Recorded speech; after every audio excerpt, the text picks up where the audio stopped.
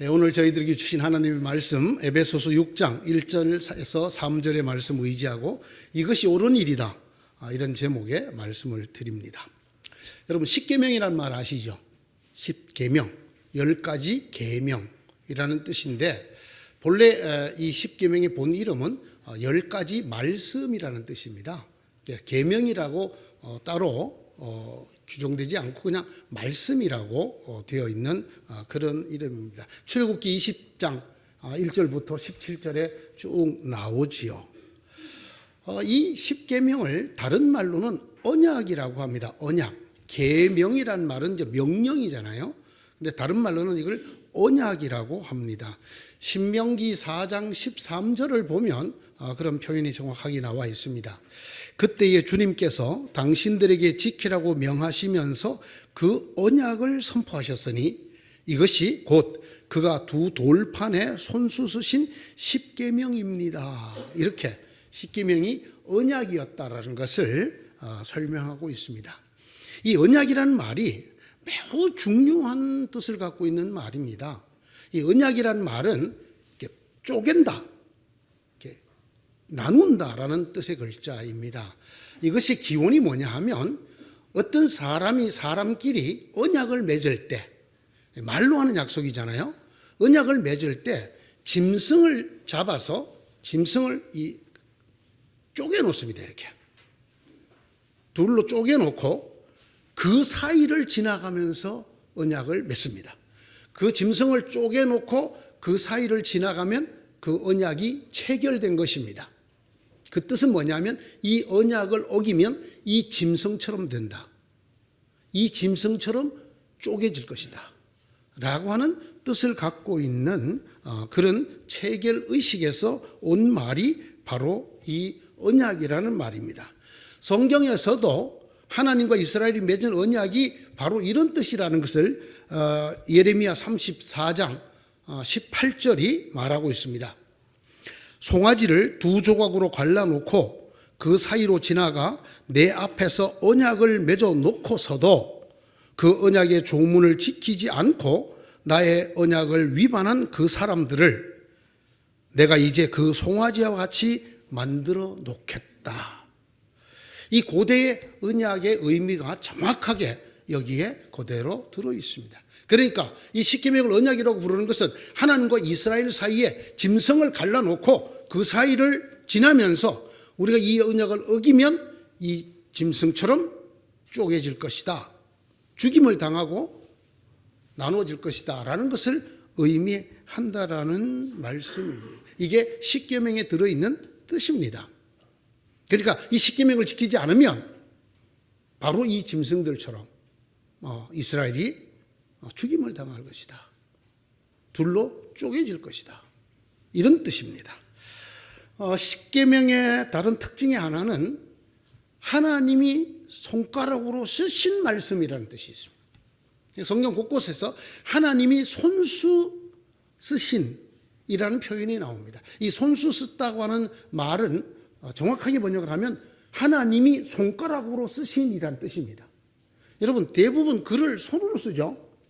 혹시 발로 쓰시는 분이 계십니까? 없죠. 예. 대부분 이제 구족 화가라든가 또 발로 하시는 분들이 없는 건 아니지만 일반적으로 손가락으로, 하나님이 손가락으로 직접 썼다, 예, 그 말씀입니다. 제가 아까 읽었던 신명기 4장 13절에 그대로 나오죠. 그때 주님께서 당신들에게 지키라고 명하시면서 그 언약을 선포하셨으니 이것은 곧 그가 두 돌판에 손수 쓰신 십계명입니다. 이게 하나님이 손수 썼습니다. 그래서 구약 성경에 많은 율법이 있지만은 또 많은 유전이 들어있지만은 장로들이 전해온 내용, 그러나 이 계명은 완전히 격이 다른 것입니다. 왜? 하나님이 친히 손가락으로 쓰셨기 때문에 모세오경, 창세기, 출애굽기, 레위기, 민수기, 신명기 나오는 어떤 명령들, 이걸 우리가 율법이라고 하죠. 율법을 토라라고 히브리 말로 하는데 이 토라와도 완전히 격이 다른, 그야말로 율법 중에 율법이고 핵심이고 이것이 뿌리이고. 그래서 여러분 놀라운 것은 구약 성경에 십계명을 일컬을 때 다른 이름으로 일컬은 적이 있지만 한 번도 토라, 율법이라고 일컬은 적이 없습니다. 무슨 말이냐 하면 십계명은 율법 위에 있는 하나님과의 맺은 언약이라는 것입니다. 이런 뜻이 이 십계명에 들어져 있습니다. 그럼 율법은 어떤 위치에 있느냐? 율법은 하나님이 모세에게 들려주시고 모세가 그걸 전한 것입니다. 십계명은 하나님이 손수 쓰신 것입니다. 이것은 완전히 격이 다른 그런 특징을 갖고 있습니다. 십계명을 일반적으로 부를 때 10가지 말씀이라고 부르든지 또는 두 돌판이라고 부릅니다. 그것은 그 십계명을 새긴 돌이 두 판이었기 때문입니다. 돌로 된 판, 이 두 판이었습니다. 그런데 이 두 판은 앞뒤로 하나님이 조문을 쓰셨습니다. 그러니까 돌판이 두 개고 앞뒤를 썼으니까 네 판에, 네 면에 하나님이 손수 쓰신 조문이 들어있는 그 조문이 바로 두 돌판입니다. 여러분, 이 두 돌판 하나님이 몇 번 쓰셨나요? 2번 쓰셨습니다. 왜냐하면 모세가 처음 두 돌판을 받고 내려왔는데 이스라엘 백성들이 우상을 만들어 놓고 우상을 섬기는 걸 보고 두 돌판을 집어 던지죠. 하나님이 직접 손수 써주신 돌판을 집어 던지는 모세.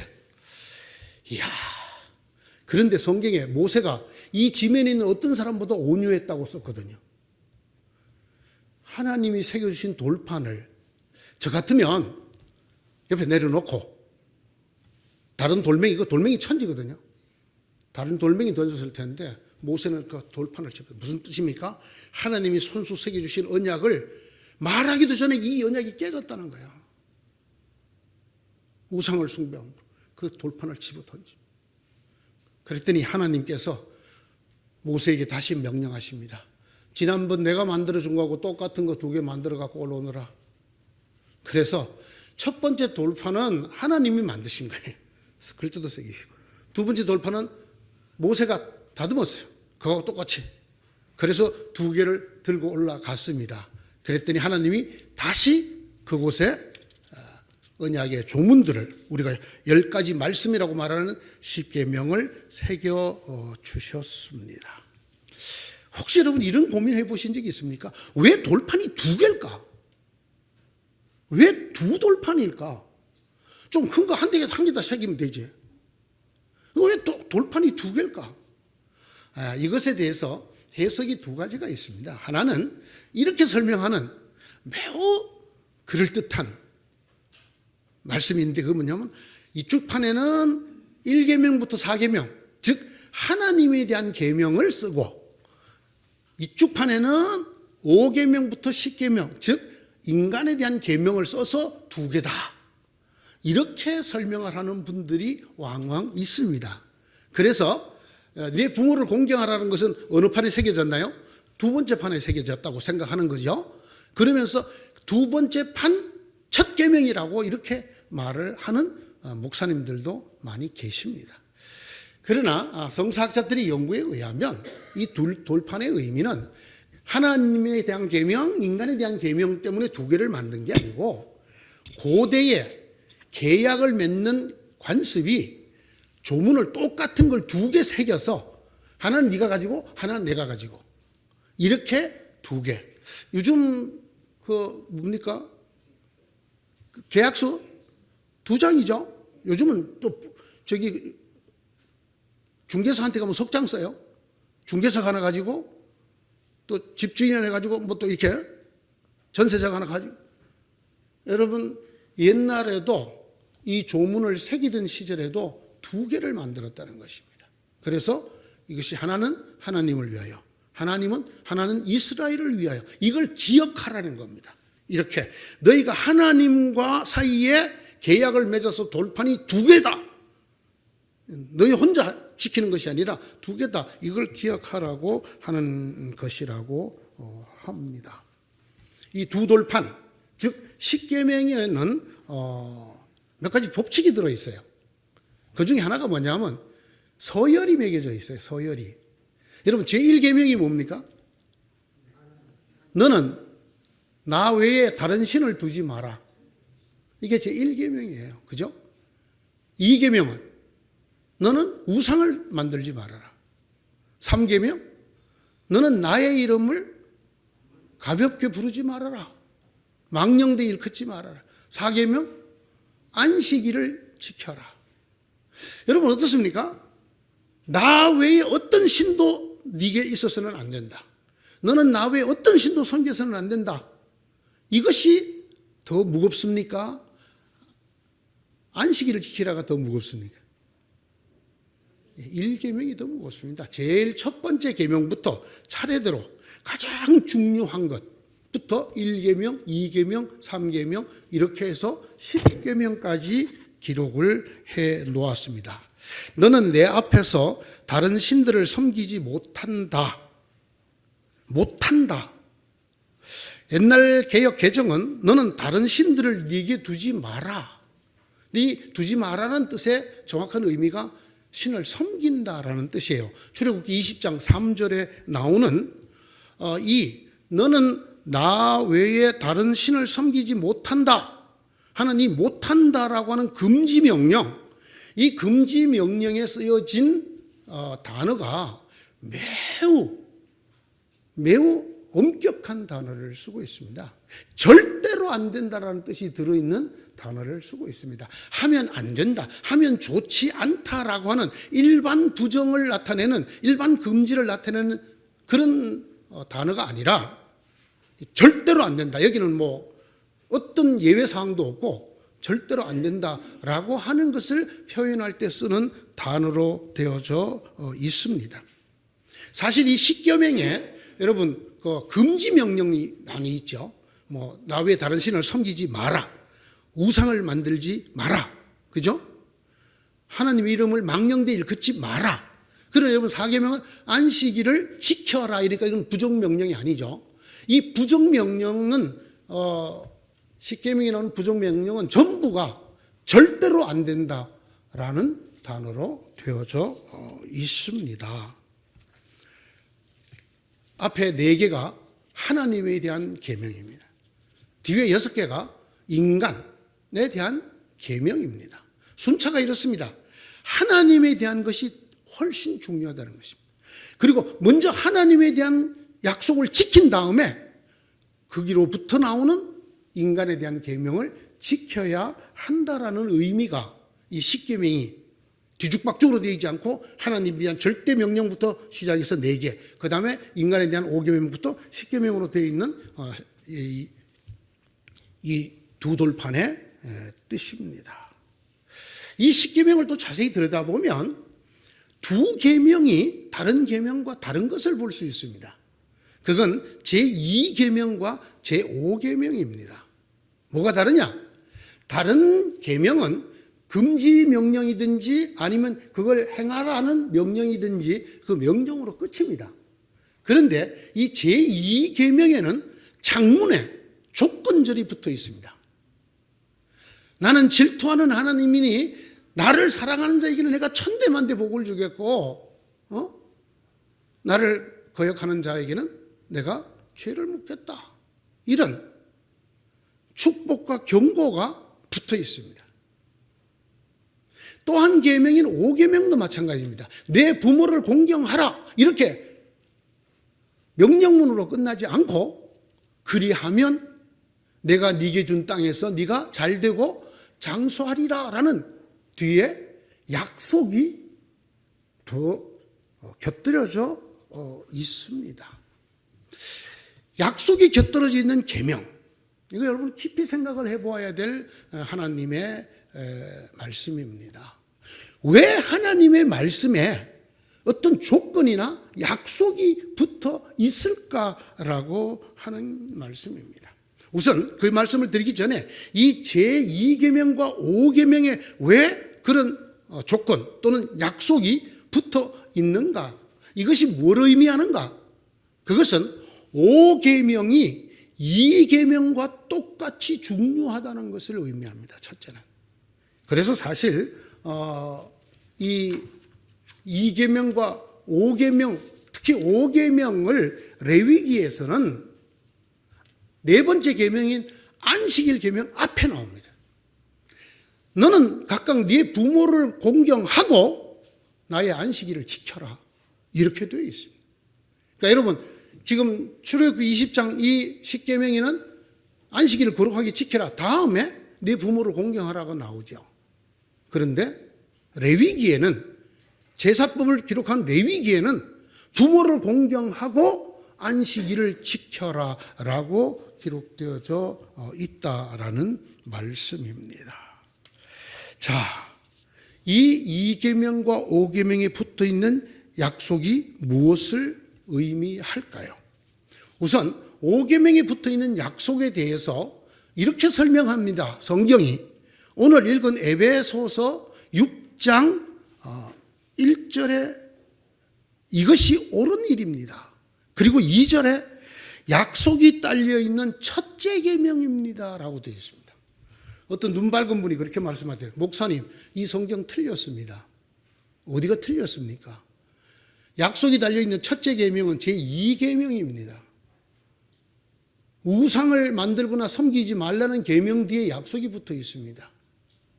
나를 사랑하는 자에게, 내 계명을 지키는 자에게 내가 천대만대의 복을 주겠다라고 하는 약속이 이미 먼저 나옵니다. 그렇기 때문에 다섯 번째 계명, 내 부모를 공경하라. 그리하면 내가 네게 준 땅에서 잘되고 장수하리라는 약속은 두 번째 약속입니다. 그런데 성경에 첫째 계명이라고 했기 때문에 틀렸습니다. 아주 대단히 눈이 밝으신 분입니다. 아마 제가 이 말씀을 드리기 전까지는 그런 뜻이 있었나? 모르시는 분들도 아마 많이 계셨을 것입니다. 그런데 이런 분들을 위해서 저희 같은 사람이 있는 거지요. 이 첫째 가는이라고 번역한 이 말씀이 매우 안타까운 번역입니다. 이 첫째 가는이라고 쓰여진 이 단어는 프로토스라는 글자인데 이 프로토스라는 글자는 처음에 first라는 뜻도 있지만 그거보다 최고의라는 뜻이 들어 있습니다. 최고의, 으뜸가는이라는 뜻이 들어 있단 말입니다. 약속으로서 처음이라는 뜻이 아니라 약속 중에 으뜸가는 약속이라는 것입니다. 으뜸가는. 그래서 이걸 이런 오해 없이 번역을 하면 내 부모를 공경하라고 하신 계명은 약속이 딸려 있는 으뜸가는 계명입니다라고 하는 것이 맞습니다. 이 계명, 내 부모를 공경하라는 이 계명이 하나님이 약속을 붙인 계명 중에 으뜸가는 계명이다.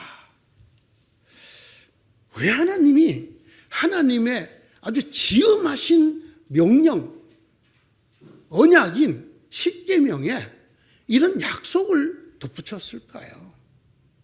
약속 있는 계명, 오늘 2절에 그렇게 했죠. 약속이 딸려 있는 계명입니다. 여러분 이 말을 읽을 때 뭔가 좀 이상한 것을 느낄 수 없습니까? 저는 아주 묘한 걸 느낍니다. 하나님의 계명, 제가 어떤 단어를 썼다고 그랬습니까? 절대로 안 된다라는 단어를 썼대요. 절대로 안 된다. 그러면 하나님과 짐승을 쪼개놓고 이렇게 지키지 않으면 우리가 이렇게 죽을 것이다 하고 목숨을 걸고 한 언약, 그 계약에서 절대로 안 된다라는 하나님의 금지 명령은 그것 자체로 충분합니다. 거기에 뭔 조건을 붙일 게 없습니다. 부가적으로 축복이든 약속이든 붙일 이유가 없습니다. 하나님이 절대로 안 된다 하고 이스라엘 백성이 동의해서 그 짐승들 사이를 통과한 것 같은 언약을 맺었으면 그 조항으로 충분합니다. 그런데 거기에 왜 약속을 덧붙일까요? 사실 하나님의 말씀을 잃으면 안 됩니다. 하나님의 절대 명령인 십계명, 그 중에서도 금지 명령이나 또는 적극적으로 하라고 하신 명령에 어떤 조건도 붙이시면 안 됩니다. 반드시 그 명령 그대로이기만 하면 충분합니다. 그것이 바로 하나님과 맺은 명령, 절대 명령, 언약이고 계명이기 때문에 그렇습니다. 그런데 하나님은 두 계명에나 약속, 조건을 붙여놨습니다. 그런데 이 약속 조건이 뭡니까? 내가 복을 주겠다라는 약속입니다. 내가 복을 주겠다. 네 부모를 공경하라. 그리하면 내가 네게 준 땅에서 잘 되고 장수하리라. 이런 축복을 달아 놓았습니다. 나를 사랑하는 자, 나의 계명을 지키는 자에게는 내가 천대의 복을 주겠다. 여러분, 하나님이 법조문 같은 명령을 내리시면서 이런 복을 주겠다라고 하는 말을 붙일 필요가 전혀 없는데 하나님이 붙여놓은 것이 두 개나 있습니다. 깊은 생각에 들게 합니다. 무슨 뜻인지 아십니까? 이 두 계명은 인간의 본성으로는 지키기가 아주 어렵다는 거죠. 인간이 길을 쓰고 하나님의 말씀이 때문에 내가 지키겠다고 아무리 장담을 해도 우상숭배와 부모 공경은 잘 안 된다는 거죠. 이걸 하나님이 너무나 잘 아십니다. 인간을 만드신 하나님. 자식 사랑은 자식 사랑하지 말라 그래도 되지만 부모 사랑은 제가 다음 주에 또 얘기하겠습니다만은 세 가지. 부모가 돈이 많거나 돈, 권력 뭐 등등 힘이 있거나 부모가 너무너무 존경스러운 분이거나 아니면 너무나 사랑스러운 분이 아니면 부모 존경하는, 부모 공경하는 자식 드뭅니다. 어버이날이 없었으면 어떻게 했을까요? 안 왔을 겁니다. 그러나 지 새끼는 물고 빨고 1년 내내 사랑합니다. 요즘 애들 키우는 거 보면 집에 최고 상전의 애들. 요즘 할아버지 할머니들이 손자 뒤치다거리 하느라고 아주 등골이 휩니다. 자, 그럼 그 아들을 중심으로 보면 엄마 아버지 밑에 아들이 딸. 이 자기가 공경이 될 부모가 자기가 그냥 사랑하는 손자 손녀를 위해서 그냥 옛날에는 딸둘 부모가 비행기 탄다고 그랬는데 요즘 딸둘 부모는 그 외손자 외손주 키우다가 싱크대 앞에서 죽는다. 내리사랑, 자식 사랑은 성경에 명령한 데가 없습니다. 왜? 내비둬도 저절로 하는 거예요. 에? 자식 사랑하라. 이런 왜? 저절로 합니다. 그러나 인간은 본성적으로 부모 사랑은 이거 하나님이 짐승을 쪼개놓고 이거 안 지키면 너 이렇게 된다. 그래도 잘 지켜지지 않는다는 것입니다. 우상 숭배 맞죠? 그 이스라엘 백성이 수도 없이 우상을 만들어. 황금 송아지부터 시작해갖고 별의별 것. 저는 말이죠. 이 뭐라 그러지? 그게 금융 뭐 증권회사 이런 데 앞에 지나갈 때마다 참 기분이 안 좋아요. 여러분, 미국의 월가의 상징물이 뭡니까? 황소입니다. 황소. 누가 처음 만들었죠? 아론과 이스라엘 백성이 처음 만들었어요. 황금 송아지 만들어 놓고 숭배했잖아요. 그 계보를 이어서 만몬, 물질의 신 숭배하던. 그러니까 여러분, 이 돈을 말하는 이 금융가에 뭐를 만들어 놨어요? 소를 만들어 놨잖아요.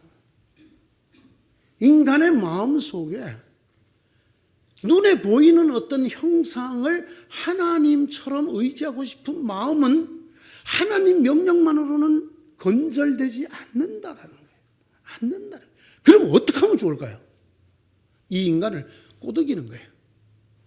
이 하나님 말씀이니까 부모 공경하라는 안 되더라도 네 부모 공경하면 내가 요런 복 줄게. 요 복을 보고라도 하라는 거예요. 요 복 때문에 요 복 따먹으려고 복이 탐나서라도 하라는 거야. 우상 숭배 금지를 명령하시고 이거 잘 지키면 내가 1000대까지 복을 줄게. 그러니까 마음으로는 우상 숭배 하고 싶더라도 하나님 말씀대로 절대로 지키지. 이런 생각이 안 들고 한번 해볼까? 이런 생각이 들더라도 아니야. 그렇게 하면 하나님한테 진노하심을 받아. 그리고 내가 이걸 이겨내면 하나님이 나에게 1000대의 복을 주셔. 요거 가지고라도 이기라는 거예요. 참 하나님 기가 막히는 하나님이라고 저는 생각해요. 이 약속이 붙어 있는 두 계명을 볼 때 인간을 인간보다도 더 잘 아는 하나님, 인간을 인간보다도 더 깊이 이해하시는 하나님의 배려, 하나님의 사랑이 이곳에 들어있단 말입니다. 이렇게라도 이 두 계명을 지키게 만들려는 하나님의 배려와 사랑의 의미가 뭘까? 다음 주에 제가 계속합니다. 예? 이렇게라도 부부 공경하라고 하나님이 신신당부하는 이유가 뭘까? 이걸 안 하면 어떻게 되는 것일까 하는 것에 대해서 기억하시고 채널 고정하시고 다음 주에 하겠습니다. 그러나 우리가 이걸 기억해야 됩니다. 약속이 붙어 있는 계명 두 개는 하나님이 인간을 이토록 깊이 이해를 하시고 하나님이 인간을 이토록 깊이 배려하시고 하나님 인간을 이렇게 사랑하신 말씀이라는 걸 알아야 돼요. 여러분, 짐승을 쪼개놓고 어기면 이렇게 된다, 그걸 해놓고도 하나님이 그래도 이거 지키면 내가 복도 줄게. 복 준다. 복도 여러분 그냥 좀 눈이 번쩍 띄일 만한 거 줘야 들을 거 아니에요? 그래서 뭐라 그랬어요? 내가 준 땅에서 잘 되고 장수하리라. 난 사람들이 빨리 죽었으면 좋겠어 이렇게 말하는 사람 절대로 안 믿어요. 절대로 안 믿어요. 뭐라고요? 똥밭에 굴러도 이승이 좋다. 목사님, 내가 이번에는 꼭 죽는 줄 알았어. 이건 여러분의 얘기가 아니고 제 할아버지 말씀이에요. 93세 돌아가시면서 내가 이번에 꼭 죽는 줄 알았어. 방학 때만 되면 제 손을 붙들고 내가 내년엔 너를 못 볼 것이야. 내가 너무 오래 살아서 큰일이요. 그러시더니 정말 돌아가실 지경이 되니까 내가 이번에 꼭 죽는 줄 알았어요. 그리고 사흘 뒤에 돌아가셨어요. 죽기를 좋아한다고 인간이 아니에요. 하나님이 그래서 딱 붙여놨어. 이 땅에서 네가 잘 되고 장수하리. 네가 만족할 만큼 장수하리를 뭐하면? 이 계명 지키면. 이 계명 안 지키면 내가 네 짐승처럼 쪼개 죽일 거야. 그래놓고도 이 겁만 줘갖고 안 되니까 내가 복 줄게. 이렇게 해놓은 계명이 두 개나 있단 말입니다. 자, 제가 십계명은 토라와도 다르다, 율법과도 격이 다르다 그랬어요. 이거는 하나님과 인간이 마치 사람들끼리 고대 근동에서 짐승을 뽀개놓고 이걸 어기면 너나 나나 이 짐승처럼 죽는다, 이렇게 목숨을 건 언약. 그 언약의 10가지 중에 두 가지에나 그러고 지키면 내 복 주구마. 복 그냥 복 아니고 억수로 네가 좋아하는 복 2개 주구마. 잘 되게 해주구마. 또 하나는 오래 살게 해 주겠다. 인간을 너무나 잘 아시는, 인간을 너무나 사랑하시는 하나님이시라는 것을, 이 계명의 까닭이나 의미를 모른다 하더라도 이것이 내 명령이기 때문에 지켜야 한다는 그런 당위성 의무감 갖고 안 되더라도 내가 여기 붙여놓은 이 약속 보고 이 꿀 때문에, 내가 묻혀놓은 꿀 때문에라도 먹도록 해라. 그래서 애들이 꼭 먹어야 되는 약 시럽을 무슨 맛으로 만들어놔요? 딸기 맛으로. 약인 줄 모르고 엄마 좀 더 줘. 그냥 약만 먹으면 써서 안 먹으려고. 이 하나님께서 우리를 위해서 이런 딸기 맛 시럽을 만들듯이 전 인류를 위해서 이렇게 기가 막히는 배려를 해 놓았습니다. 조금만 더 말씀을 드리고 다음 주로 넘어가겠어요. 여러분, 4개가 하나님에 대한 계명이고 6개가 인간에 대한 계명인데 이 서열이 있다 그랬잖아요. 1번이 제일 높고 7번이 제일. 그런데 이 인간에 대한 계명의 제일 위가 뭐죠? 그게 5계명이잖아요. 뭐예요? 내 부모를 공경하라. 자, 6계명이 뭔지 아시는 분? 6계명. 6번째 계명. 살인하지 말라거든요. 제가 이 순서에 의미가 있다 그랬어요. 그러면 성경은, 하나님은 사람을 죽이는 것보다 뭐를 더 엄하게 생각하신다? 부모 공경 안 하는 거. 여러분 이걸 하셔야 돼요. 성경이 부모 공경을 얼마나 강조하고 중요하게 생각하느냐. 차라리 사람을 죽일지언정 부모를 공경하는 일을 어기지 말아라. 이렇게 말하고 있어요. 이렇게. 제가 앞에 말씀드렸죠. 레위기 어떻게 되어 있다고? 부모 공경이 안식일을 범하지 말라는 말보다 먼저 나온다고. 어떤 사람이 묻더라 어디 나와요? 레위기 19장 3절에 나오죠. 레위기 19장 3절에. 너희는 저마다 어머니와 아버지를 공경하여라. 너희는 또 그리고 내가 명한 여러 안식일을 지켜라. 내가 주 너희의 하나님이다. 이렇게 하나님이 강력하게 말해요. 유대인들이 목숨을 걸고 지키는 그 안식일 보다도 먼저 뭐를 말해요? 너희 각각 부모를 먼저 공경해라. 이만큼 여러분 하나 더 있어요. 구약에서 부모를 저주하는 사람에게 내려지는 형벌이 뭔지 혹시 아십니까? 부모를 저주하는 사형입니다. 근데 그 사형 앞에는 반드시 죽일지니라. 반드시 죽일. 근데 여러분 똑같은 처벌 규정이 어디 있는지 아십니까? 하나님의 이름을 저주한 사람, 하나님을 저주한 자도 똑같이 반드시 죽여라. 유대인이든 아니든 반드시 죽여라. 이렇게 되어 있습니다. 어디 있느냐고요? 레위기 20장 9절, 레위기 24장 14절로 16절. 아버지나 어머니를 저주하는 사람은 반드시 사형에 처해야 한다. 반드시를 기억하세요. 그가 아버지와 어머니를 저주했으니 그는 자기 죄값으로 죽는 것이다. 레위기 24장 14절의 말씀입니다. 나 주를 저주하는 말을 한 그를 너는 진 바깥으로 끌어내라. 나에게 저주하는 말을 들은 사람들이 모두 그 자의 머리 위에 손을 얹은 다음에 온 회중은 그를 돌로 쳐라. 그리고 너는 이스라엘 자손에게 하나님을 저주하는 사람은 누구든지 그 별을 멀지 못한다고 일러라. 이스라엘 사람은 말할 것도 없고 외국 사람이라 하더라도 절대로 살려두어서는 안 된다. 이 정도입니다. 하나님께서 왜 네 부모를 공경하라는 5번째 계명을 인간 계명의 제일 위에 올리셨는가?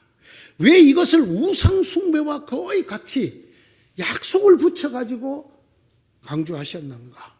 왜 레위기는 이것을 안식일을 지키는 일보다 더 먼저 말하고 있는가?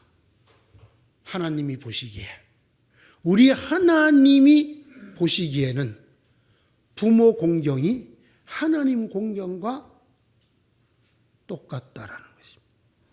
다른 말로 부모를 공경하지 않는 것은 하나님을 공경하지 않는 것과 똑같다라는, 이만큼 성경이 무겁게 얘기를 합니다.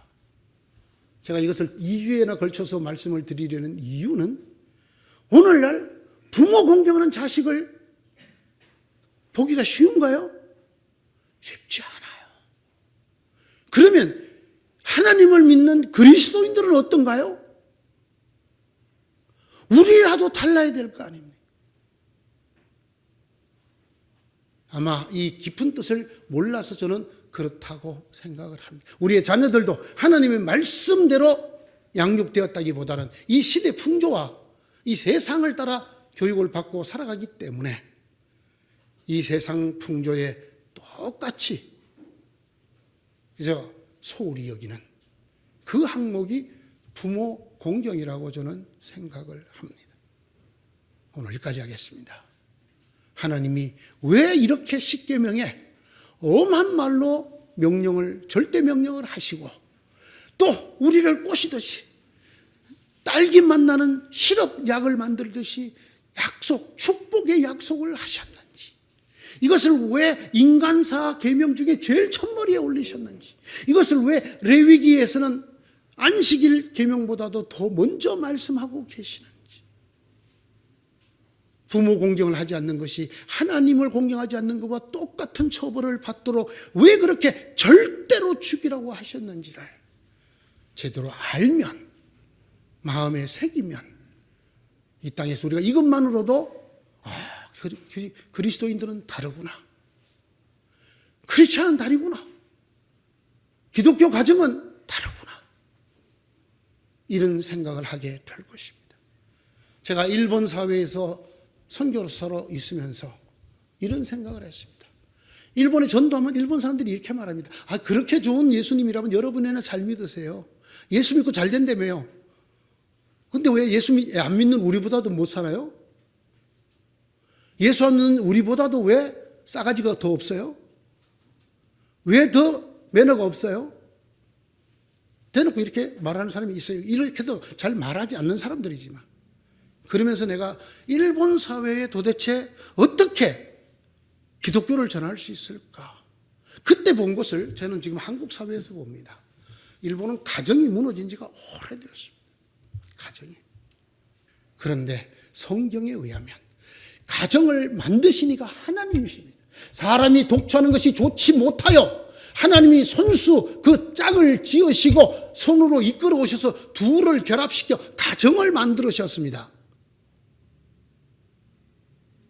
그리고는 부모를 공경하라. 이 가정을 유지하는 비결을 어떻게 하나님 없는 사람들과 다른 가정으로 만들어갈 수 있는가를 여러 군데서 말씀하고 계셔요. 여러분, 창세기가 하나님이 만드신 아담과 이브 결혼식 시키는 장면이 나오죠. 요한계시록에 가면 천국에서 잔치하는 장면이 나와요. 신랑 대신 예수와 하나님께서 얼마나 이 땅에서 가정을 소중하게 만드시고, 사실 그래요. 인간 사이에서 가정이 무너지면 뭐가 남죠? 없습니다. 모든 공동체의 기초 공동체, 세포 공동체가 가정이잖아요. 가정의 기본은 부부고요. 그 다음에 부모고요. 부모 자식. 이것을 우리가 그저 단순히 옛사람들의 윤리라든가 생활 양식 정도로 알아들으시면 안 돼요.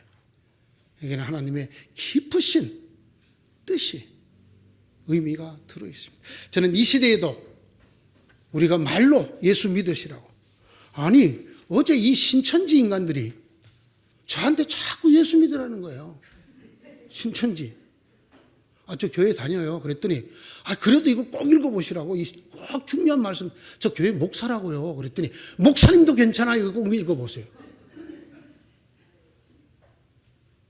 딱 한 가지 부러운 건 저 사람들이 열심은 좀 배웠으면 좋겠어. 참, 그런데 여러분, 열심 갖고 요즘 전도가 돼요? 안 돼요? 열심 갖고 전도가 안 돼요. 왜? 그들은 우리의 말보다 우리의 삶을 더 먼저 봅니다. 제가 언젠가 설교했죠. 1%는 성경 말씀을 듣고 믿을 것이다. 그러나 99%는 이미 예수 믿은 그리스도인들의 생활을 보고 믿을 것이다. 우리가 과연 하나님을 믿게 만드는 삶을 살고 있는가? 그 중에 하나, 이것이 옳은 일이다. 하나님이 이렇게 말씀하셨어요. 이것이 옳은 일이다. 해도 되고 안 해도 되는 게 아니고 이것이 옳은 일이다.